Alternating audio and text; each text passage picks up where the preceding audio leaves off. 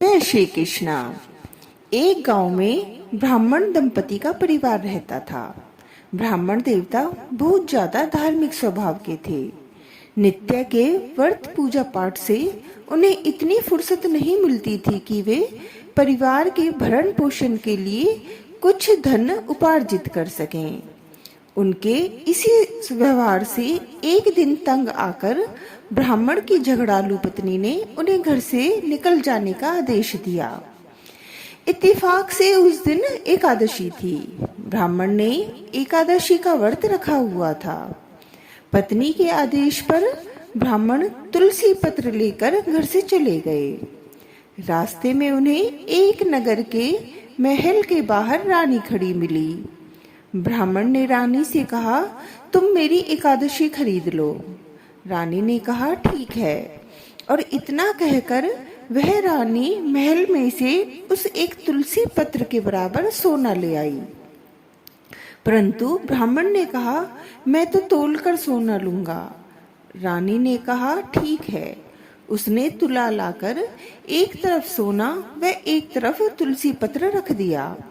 परंतु यह क्या, रानी जितना भी रखती जाती, तुलसी पत्र वाला हिस्सा नीचे ही रहता। तभी ब्राह्मण को ज्ञान उत्पन्न हुआ कि यह मैं क्या कर रहा हूँ, और वह तुरंत अपना तुलसी पत्र लेकर चल दिया। थोड़ी आगे चलकर उस ब्राह्मण को विष्णु भगवान साधु वेश में मिले। उन्होंने ब्राह्मण से कहा, अरे मूर्ख, तू एकादशी बेच रहा था। ब्राह्मण ने कहा, महाराज, मैं क्या करता, काम धंधा ना करने के कारण मेरी पत्नी ने मुझे घर से निकाल दिया।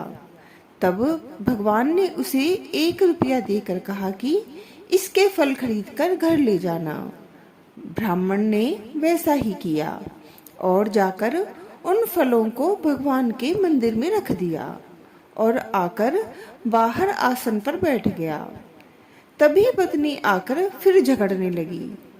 तभी ब्राह्मण बोले, देवी, तुम अंदर जाकर तो देखो। पत्नी ने अंदर जाकर देखा तो फलों से हीरे मोती निकल निकल कर चारों तरफ फैल रहे थे तथा पूरा घर प्रकाशमान हो रहा था। यह देखकर पत्नी को अपने व्यवहार पर बहुत ज्यादा ग्लानि हुई और उसने ब्राह्मण पति के पैर छूकर माफी मांगी। ब्राह्मण ने भी उसे माफ कर दिया और ब्राह्मण दंपति सुखपूर्वक जीवन भोगकर स्वर्ग को प्राप्त हुए। जय एकादशी मैया की जय, विष्णु भगवान की जय।